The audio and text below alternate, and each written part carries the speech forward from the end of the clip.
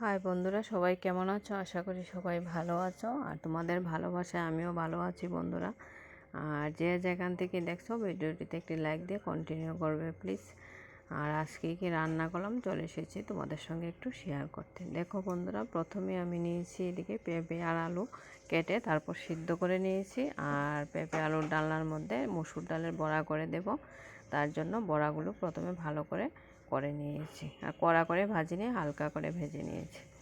আর এদিকে সিদ্ধ করে রাখা পেঁপে আর আলুগুলো একটু ভেজে নিয়েছি। তারপর পাঁচফোড়ন দিয়ে নিরামিষ রান্নাটা বসিয়ে দিলাম। আর মশলা একদম কম দিয়েছি, কারণ যে পরিমাণে গরম পড়েছে তাই একটু পাতলা খাবারই খাবার চেষ্টা করছি, যাতে সবার শরীরটাও ভালো থাকে বন্ধুরা।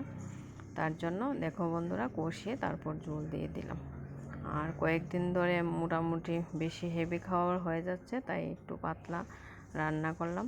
পেঁপে আলু দিয়ে ডালের বড়া করে ডালনা। মাঝে মধ্যে এরকম রান্নাও কিন্তু বেশ ভালো লাগে বন্ধুরা খেতে। দেখো বন্ধুরা, জলটা ফুটে উঠতে তারপর বড়াগুলো দিয়ে দিয়েছি। এখন আরও 5 মিনিট রান্না করে নেব, তারপর গরম মশলা দিয়ে নামিয়ে নেব। দেখো বন্ধুরা, খুব সুন্দর এসেছে কালারটা। তারপর রান্না করব বন্ধুরা আমার সোনু বাবার জন্য পনির তরকারি। দেখো বন্ধুরা, পনির তরকারিটাও প্রায় হয়ে গেছে। একটু একটু করে সব রান্নাগুলি তোমাদের সঙ্গে শেয়ার করব বন্ধুরা। সবটা তো আর করবো না, তাহলে তো ভিডিওটা অনেক বড় হয়ে যাবে। জাস্ট 3 মিনিটের ছোট্ট একটা ভিডিও দিয়েছি, সবাই একটু দেখে নিও প্লিজ। আর দেখো বন্ধুরা, এবার পনির তরকারিটা নামিয়ে নেব। আর মাঝে মধ্যে ও পনির খেতে ভালোবাসে, মাঝে মধ্যে বলে যে আমার জন্য পনির রান্না করো, তাই আজ করলাম। আর তারপর দেখো বন্ধুরা, আমি এদিকে রান্না করব মাছ। তো মাছটার পরিমাণটা খুবই অল্প, কারণ এই মাছগুলো আমাদের পুকুরের। সঙ্গে ছোটো মাছও রয়েছে, যেটাকে আমরা দারকিনা বলি। আর কয়েকটা পুঁটি আর কানলা মাছ আছে, আর সঙ্গে কালকের মাছও আছে। সবগুলো দিয়ে একসঙ্গে শুকনো শুকনো করে রান্না করে নেব। দেখো বন্ধুরা, এদিকে মশলাটা দিয়ে বসিয়ে দিলাম রান্নার জন্য। একটু বড় মাছগুলো তো হালকা করে ভেজে নিয়েছি, আর ছোটো দারকিনা মাছগুলো মশলার মধ্যে জাস্ট দিয়ে দিলাম।